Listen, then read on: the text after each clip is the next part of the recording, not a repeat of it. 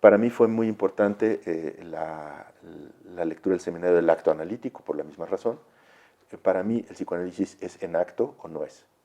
Y, y, y, y la dimensión del acto, digamos, el acto en sus gamas, para mí es crucial. Es decir, para mí no tiene sentido, por ejemplo, llamarse lacaniano, lo que hablábamos al inicio, si todo lo que yo hago contradice los posicionamientos de Lacan. Es decir, si todo lo que yo digo va en contradicción con lo que yo hago, para mí eso no tiene ningún sentido. Evidentemente nosotros no estamos librados de contradicciones, pero una cosa es reconocer en uno mismo la contradicción y trabajar con eso y hacer con eso, que librarse a la impostura. Eso es otra cosa. Entonces, para mí, la dimensión del acto es fundamental. Entonces, cuando dices el análisis es en acto, ¿podrías traducirlo? Sí, tiene muchas manifestaciones. Recibir una transferencia es inherente al acto analítico, es el acto analítico. ¿Cómo se la recibe? Es en acto, es decir, no hay ninguna receta que pueda decir cómo es pertinente recibir tal o cual transferencia, porque justamente el posicionamiento subjetivo de cada analizante es único. O esta es parecida a esta otra. Y es a eso a lo que hay que responder, es decir, no hay técnica que pueda responder a eso. Y en ese sentido, no podría haber recetas técnicas tampoco. Y entonces decir que siempre es pertinente cobrar una sesión a la que se falta es absurdo. Porque en acto, es decir, en la coyuntura específica de un análisis concreto, en un momento determinado, puede ser que no sea pertinente cobrar una sesión a la que se faltó. Y eso es intervenir en acto. Sí. ¿Qué más? Por ejemplo, la forma de Lacan de intervenir con tonos emotivos en su práctica, en oposición a la neutralidad benevolente de la que siempre se habla en psicoanálisis. No, Lacan no era así, es decir, una carcajada en un momento dado puede ser una intervención muy bienvenida. También para mí es muy importante la indicación de Lacan de que el analista tiene que elegir entre el psicoanálisis y los psicoanalistas.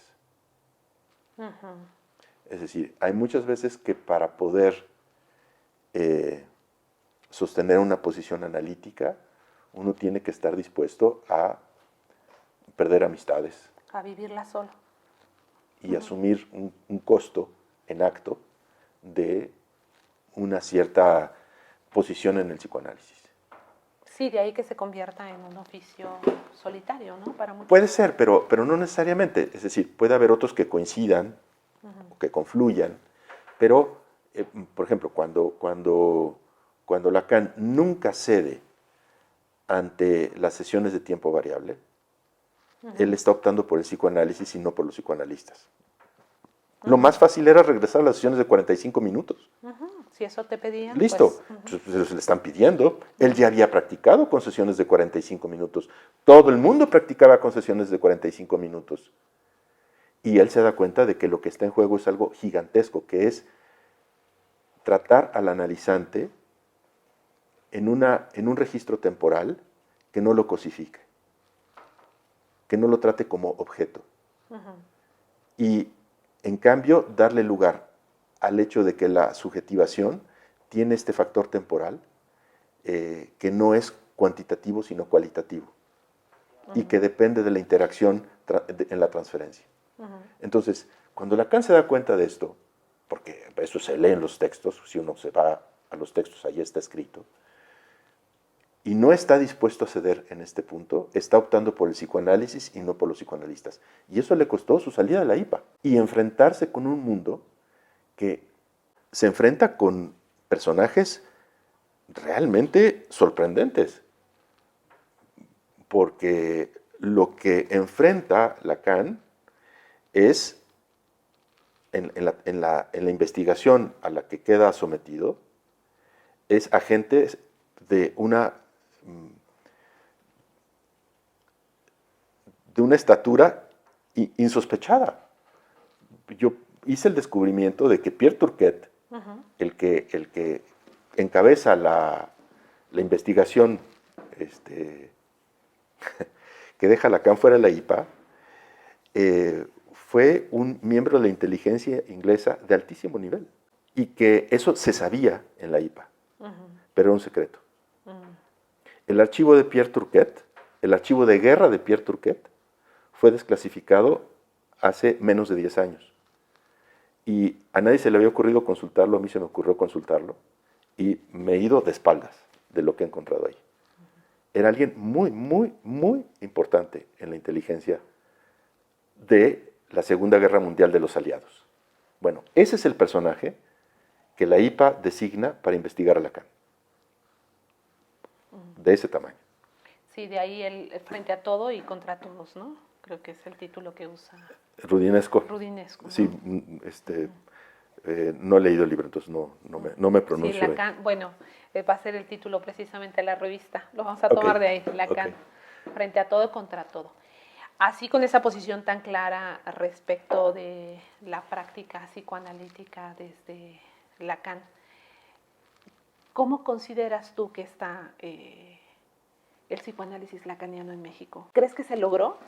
Mira, no es una apuesta que está en curso, desde mi punto de vista.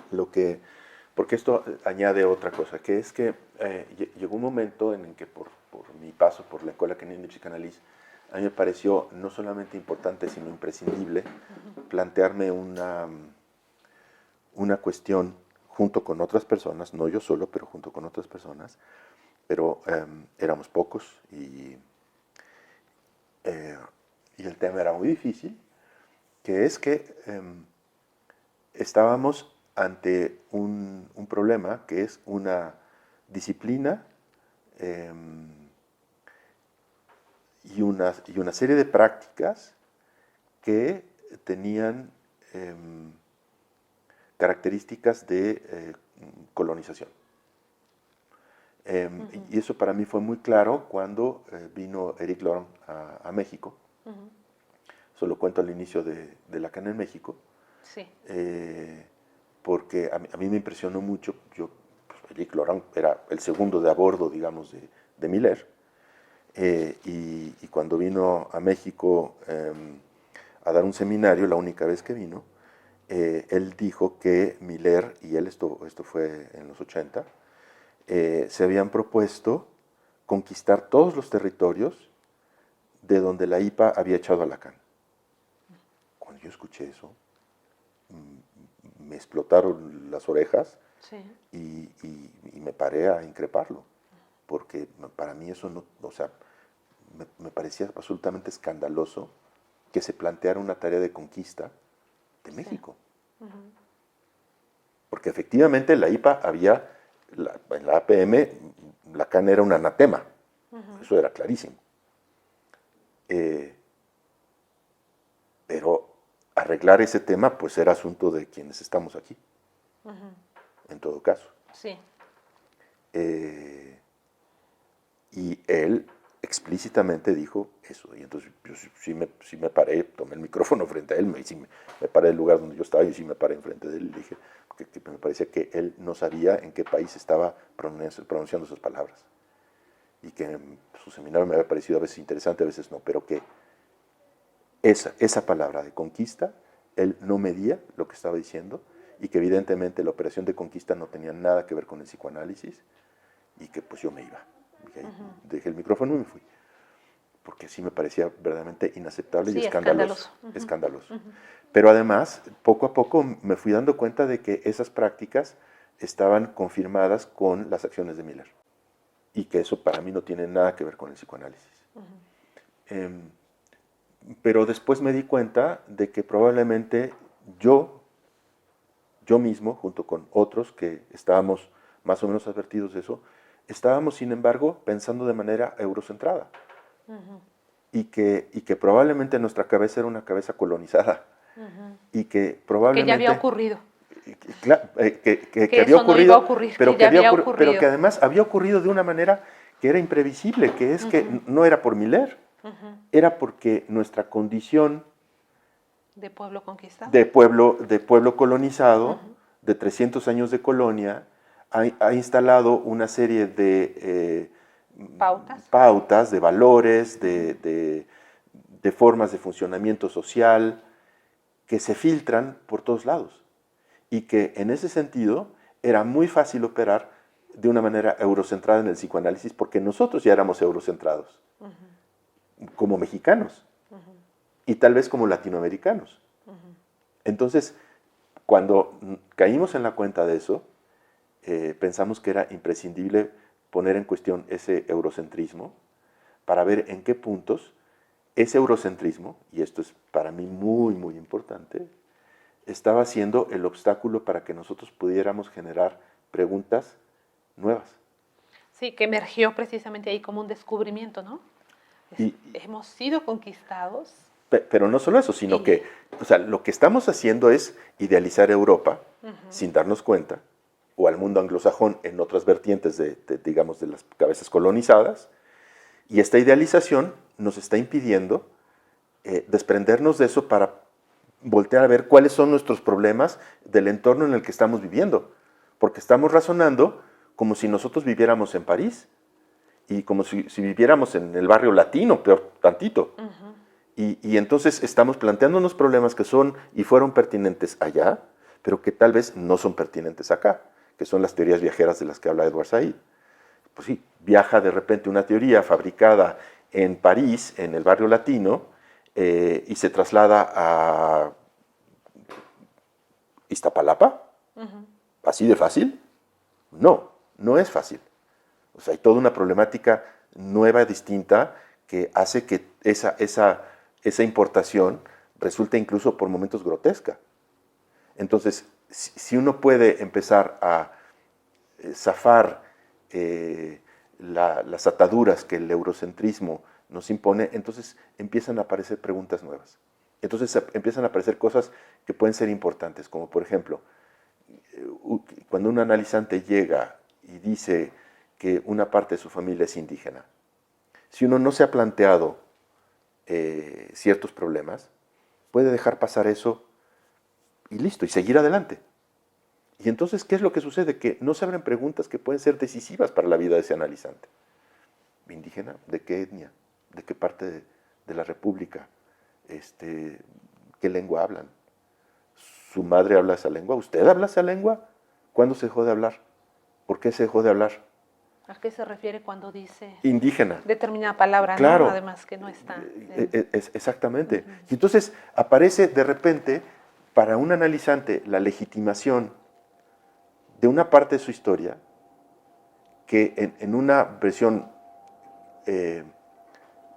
propia de la colonialidad está silenciada y no tiene legitimidad. Y que sistemáticamente ha sido negada e inferiorizada. Y entonces, en cambio, cuando uno logra zafar de esa posición de colonialidad y hacerse ciertas preguntas, puede hacer ciertas preguntas. Sí, sí, sí. El caso es moverse de ahí, ¿no? De ese lugar que estaba como prefigurado, como generalizado para todo territorio, para todo momento. Y justo ahora, bueno, estamos en un momento muy distinto a aquel de los 70s, de los 80s. Y tú dices que aún en este momento el psicoanálisis sigue siendo una apuesta. Sí. ¿Una apuesta bajo qué consideraciones pondrías tú de este momento de quiebre? Mira, es muy claro que en este momento las redes sociales están teniendo un papel preponderante y desafortunadísimo. Porque ahora hay un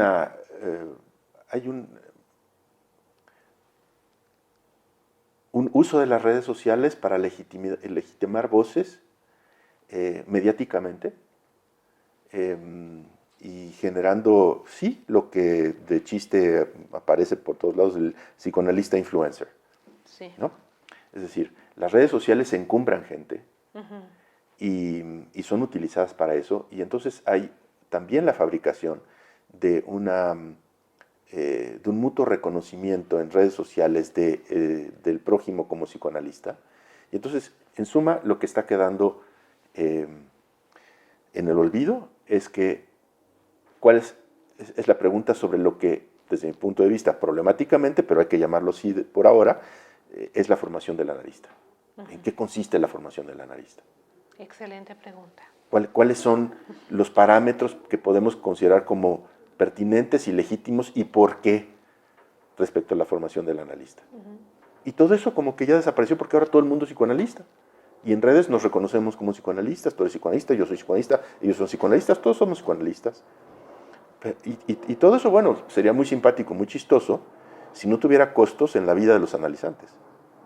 Porque la gente va pasando un mal momento de su vida, aprietos realmente complicados, buscando psicoanalistas que no están en condiciones de responder porque no provienen de una formación de entrada en el diván. Se promueven como psicoanalistas y no hay nada que lo impida, y yo no seré el que promueva que haya una intervención del Estado para que eso opere, pero es cierto que necesitamos regularnos entre nosotros para poner una llamada de atención al hecho de que está proliferando la figura del psicoanalista salvaje.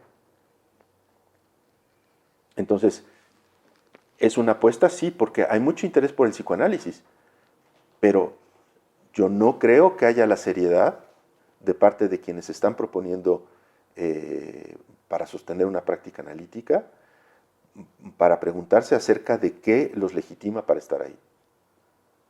Que es la primera pregunta que Lacan se hace y hace públicamente cuando queda fuera de la IPA es: ¿qué me legitima para hablar? ¿Qué me legitima para...?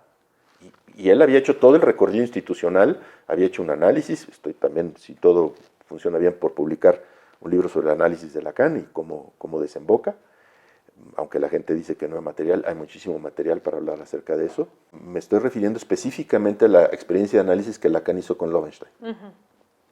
He investigado acerca de eso y bueno, no cabe ninguna duda que Lacan hizo un análisis, y además hizo un análisis en un momento muy particular de la historia del psicoanálisis en Francia, en donde la institucionalización no era rígida ni era excesiva, era realmente muy laxa, como ojalá hubiera seguido siendo después. Entonces hubo condiciones muy específicas para que él hiciera un análisis realmente. Y eso se olvida. De hecho, durante mucho tiempo, Brownstein decía que Lacan no se había analizado. Hasta sí, hay quienes lo dicen así, ¿no? Que no se analizó. Quedó muy pequeño su analista. Y yo, el descubrimiento que he hecho haciendo una investigación sobre Lowenstein es que Lowenstein, en esa época en particular, era un analista muy fino. Muy fino. Era realmente un analista muy interesante. Entonces, parte de mi libro es una semblanza de Lowenstein, con materiales que he podido encontrar aquí y allá. Entonces, decir que Lacan no hizo un análisis en realidad es el argumento de quienes se creen Lacan. Sí, que se dice también de Freud, ¿no? Y se olvida su correspondencia y toda esta forma de analizarse con otro, ¿no? Totalmente. Cuando se habla del autoanálisis, ¿no? De quienes hacen un autoanálisis y de quienes no lo hacen. Se vale porque pues los grandes así lo cursaron. Y en realidad es un subterfugio que pretende hacer caso omiso de toda, prácticamente 100 años de historia alrededor de la formación psicoanalítica, 100 años de problematización acerca de la formación psicoanalítica, como si nada de eso existiera ni contara. Por eso me pareció importante escribir el libro al que te refieres, Localización del Analista, para hacer un recuento por lo menos de los primeros 50 años.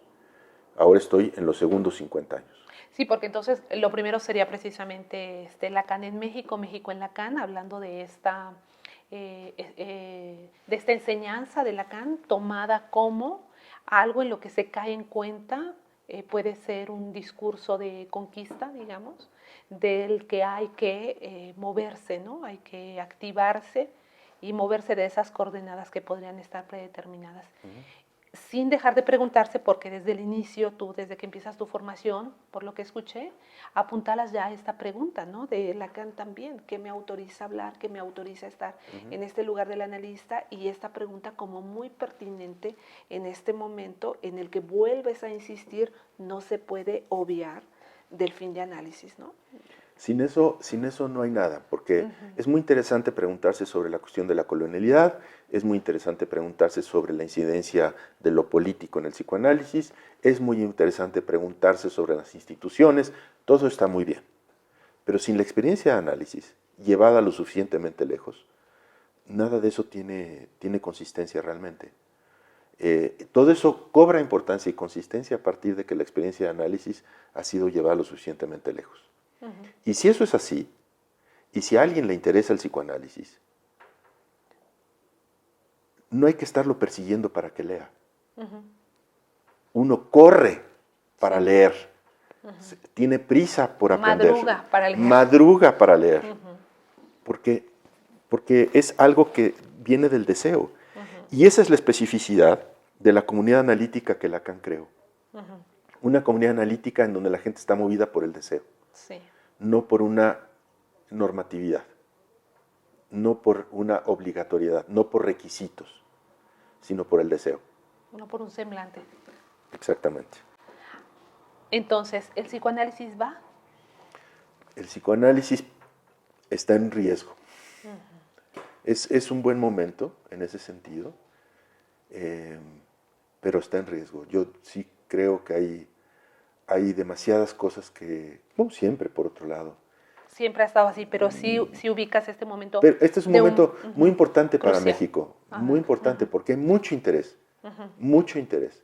La gente se quiere analizar, pero es importante que los psicoanalistas estemos realmente a la altura de lo que nos hemos propuesto hacer. Y estar a la altura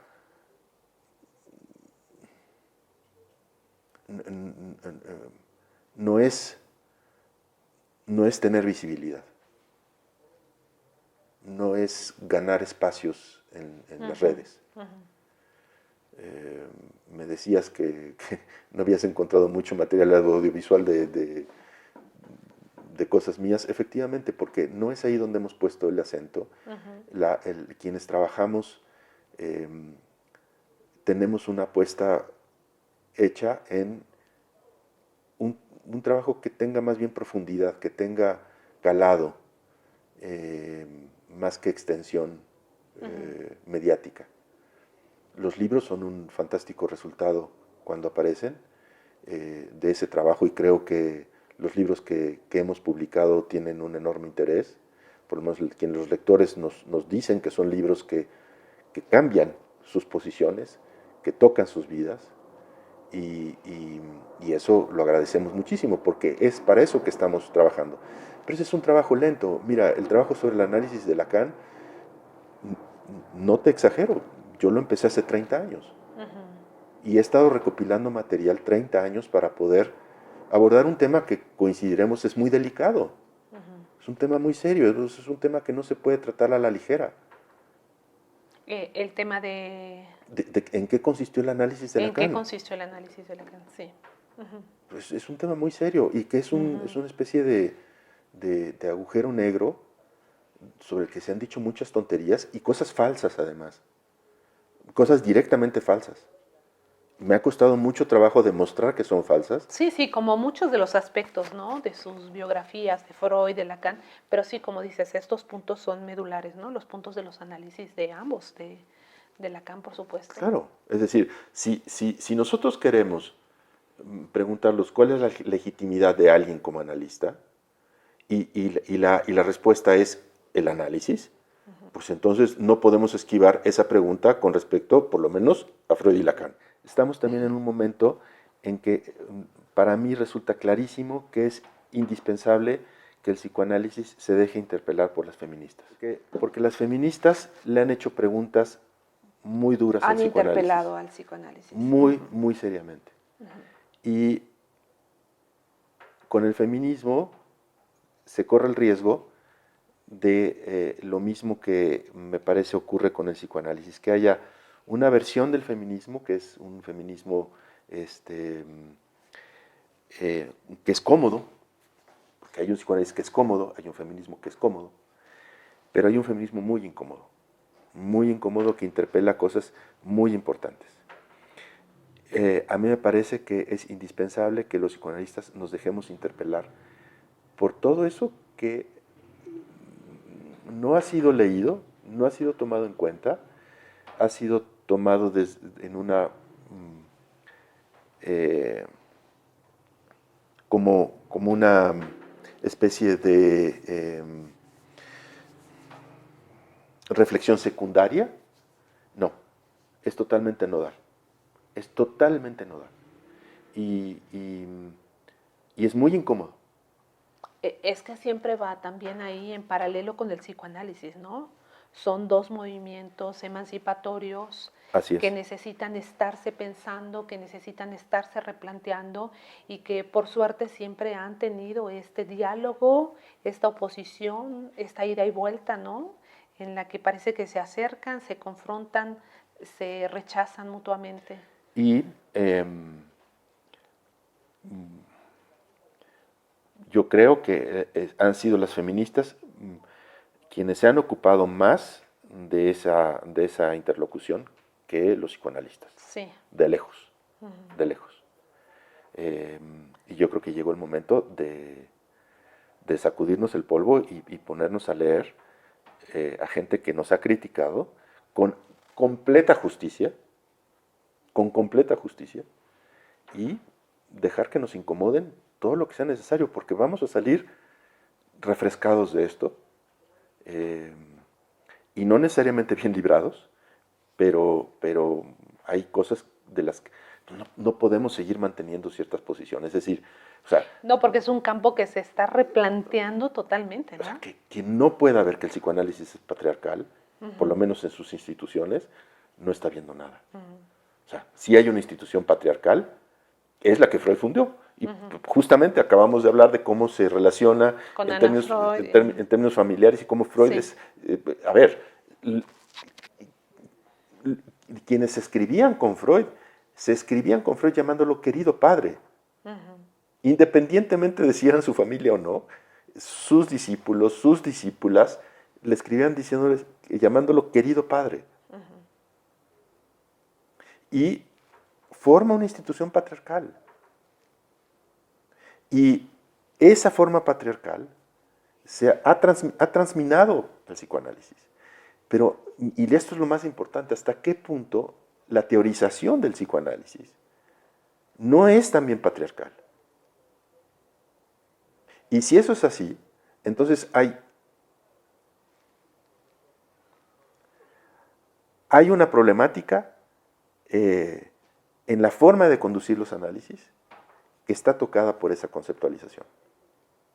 Bueno, yo no veo cómo podemos seguir escondiéndonos de esas críticas. Es y indispensable. de esa cita pendiente.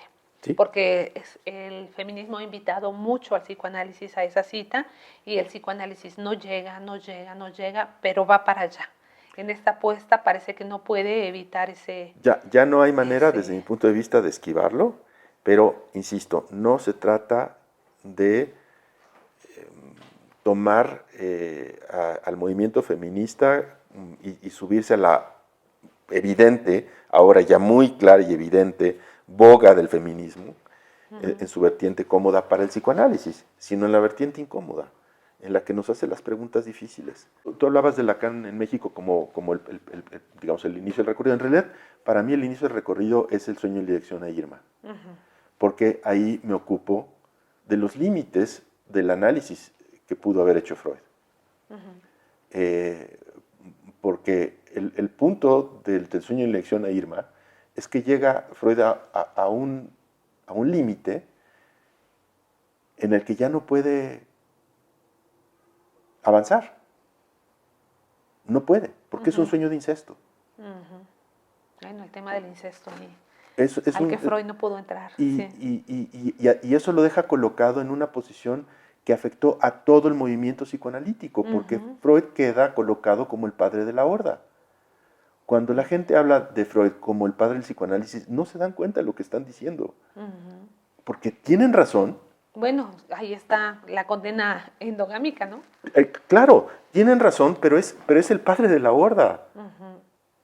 Está fuera de la ley. Claro, claro. Y eso, que ese es otro de los temas de estudio en los que estoy metido y que espero poder concluir el libro también este año, que es el análisis con doble N, es decir, la experiencia que tuvo Ana en el diván de Freud, y poder ver hasta qué punto la posición de Freud como padre de la horda fue decisiva para la experiencia de Ana Freud y las gigantescas consecuencias que eso tuvo en su vida, la de Ana, y en el movimiento psicoanalítico. Y ahí están las pautas, ¿no? Estos atolladeros de esta apuesta siempre difícil, ¿no? Salir precisamente de esas lógicas endogámicas que están desde el origen. Totalmente. Es el gran reto, ¿no? Y es lo que asfixia en un momento dado a todo el movimiento psicoanalítico, ¿no? La concepción todavía reinante en la IPA de sus relaciones como relaciones familiares. Tal, es decir, porque hay una especie de árbol genealógico de los divanes, y entonces tal sería nieto de tal, tal sería hijo de tal. Y entonces uno se pregunta, bueno, pero ¿de verdad, es así como corresponde que conceptualicemos nuestras relaciones? ¿Qué dice de nuestras relaciones el que hablemos en esos términos? ¿Qué efectos tiene en la práctica que sostenemos? Sí, tiene sus efectos, sin duda. Ahora, el riesgo que tú ubicas, aunque has ya enunciado varias cosas, ¿dónde lo ubicas exactamente? ¿Cuál es el riesgo ahora?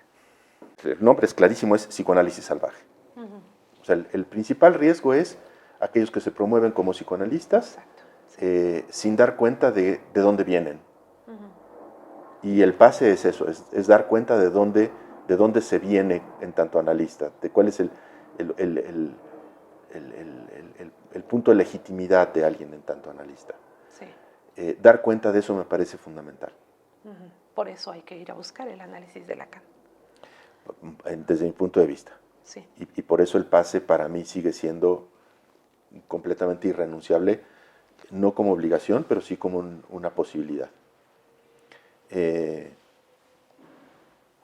Porque Lacan lo que hace es, con el pase, hacer que el acceso a la función de analista repose todo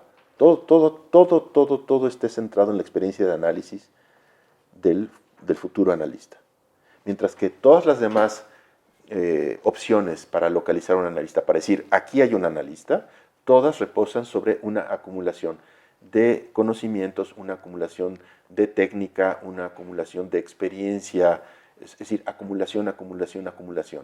Mientras que Lacan centra todo en la pérdida, en la pérdida que está al final de la experiencia subjetivante, que es un análisis. Es exactamente lo contrario. Las demás opciones ponen todo el peso en la institución, Lacan en la experiencia de análisis, en el dispositivo analítico, en la intención. Entonces son posiciones completamente diferentes. Y desde mi punto de vista hay un olvido, además comprensible, porque es mucho más arduo analizarse que acumular títulos. Es mucho más áspero enfrentarse con la propia vergüenza que con las condecoraciones. Que con las condecoraciones y los aplausos y las publicaciones. Sí. Es mucho más difícil. Es mucho más Pero difícil. desde mi punto de vista, esa es la apuesta que estamos ahora, y ese es el riesgo y ese es el punto de definición en el que estamos. ¿Qué camino va a tomar el psicoanálisis en México? Exacto, esa es la apuesta que te ha tocado sostener todos estos años, ¿no? Yo te preguntaba al principio que quién era Manuel Hernández y dices que no lo podías decir. Te lo preguntaría ahora de distinta manera, si quieres, ya para cerrar. ¿Consideras entonces que Manuel Hernández, o te considerarías tú un profesional, un personaje clave en la transmisión del psicoanálisis lacaniano en México? Yo lo único que estoy intentando es poner mi granito de arena. Pero ese granito de arena ante ante este río tan revuelto es fundamental, ¿no? Yo creo que lo que es fundamental es que cada quien ponga su granito de arena. Por eso he insistido mucho, yo no camino solo. Es decir, hay en este momento el consejo editorial de Litoral, para mí ha sido una interlocución fundamental. En su momento, la Escuela Canina de Psicoanálisis en su conjunto lo fue. Pero en la medida en la que, y esto es otro punto que sí quiero enfatizar mucho, en la medida en la que los dispositivos desaparecen, y ese es un problema que yo encuentro que ha ido creciendo en la Escuela Canina de Psicoanálisis. Los dispositivos... El dispositivo del pase, del pase, el dispositivo del cártel, y los dispositivos específicos que se crean o se han llegado a crear para abordar ciertos problemas. Si los dispositivos desaparecen, lo que emerge son las personalidades. Sí, exacto. Y lo que emerge se caen los marcos, ¿no? Son los líderes. Y cuando eso sucede, se acaba el psicoanálisis. Los carismas. Y empiezan los principios de autoridad y empieza la cosa a ser lo que, desde mi punto de vista, no tiene que suceder. Por eso, para mí, la noción de dispositivo es tan importante. Y para mí es fundamental crear dispositivos. Y los dispositivos no son individuales. Los dispositivos requieren de la participación de otras personas que a su vez cuiden esos dispositivos. Sí, no son los líderes, sino las estructuras. Exactamente. Que prevalezcan las estructuras. Y esas en particular, ese tipo de estructura que son los dispositivos, tal como Deleuze los enuncia en su texto, que es un dispositivo, siguiendo a Michel Foucault, en ese sentido. Es decir, en donde se juegan vectores de saber, vectores de poder y vectores de subjetivación. Y en psicoanálisis toca negativizar esos tres factores. Negativizar al saber, negativizar al poder y negativizar a la subjetivación para que aparezca una nueva subjetivación. Entonces, los dispositivos son claves. Sin eso no hay nada. Y por eso el trabajo con otros es pertinente y es relevante desde mi punto de vista si hay dispositivos y dispositivos pertinentes. Entonces, el Consejo Editorial del Litoral, clave. Y hemos creado una pequeña comunidad cooperativa que ha sido también muy importante para poder trabajar, entre otros, en un clima de mucho respeto y de mucha audacia también. Porque para poder atreverse a decir cosas que no son lo que ya está siendo aceptado por todo el mundo, para poder decir algo en donde uno esté corriendo un riesgo, tiene que contar con una interlocución en donde haya un nivel de confianza y de respeto muy grandes. Y que cada quien cuide esa forma de relación. Porque si no, no es posible decir cosas nuevas. Sí. Lo único que queda es repetir lo que ya todos sabemos que está aceptado. Entonces, todo lo que estamos intentando hacer, hablo en plural, es generar condiciones para que aparezcan preguntas nuevas. Y que podamos abordar, tal vez, no siempre preguntas nuevas, pero sí de nuevas maneras, las viejas preguntas. Bueno, sí, el tiempo que estamos cursando verdaderamente lo amerita, ¿no? Yo creo que sí. Ya veníamos precisamente muy revueltos y con todo este episodio inesperado, pues estamos definitivamente en otro momento frente a una realidad muy distinta a la que dejamos hace Totalmente. 2 años. Entonces vamos a ver, ¿no? Qué se produce, cómo se da en este tiempo de vuelta, que ojalá se nos haga ya este año, volver. Por lo pronto, pues nosotros te agradecemos muchísimo gracias a ti, que nos hayas recibido. Gracias. Yo creo que esta conversación es muy valiosa por el momento en el que se está dando, por todo lo que trae, por supuesto. Esto que has hablado como central en esta diferencia entre acumular y la pérdida. Pues vamos a ver entonces cómo nos va en esta cita pendiente. Vamos a favorecer, que se concrete, ya la estás enunciando tú aquí, pues nos veremos por allá entonces. Claro que sí. Bueno, Encantado. muchas gracias. Gracias Muchas a ti, gracias, Lilia. Manuel. Gracias.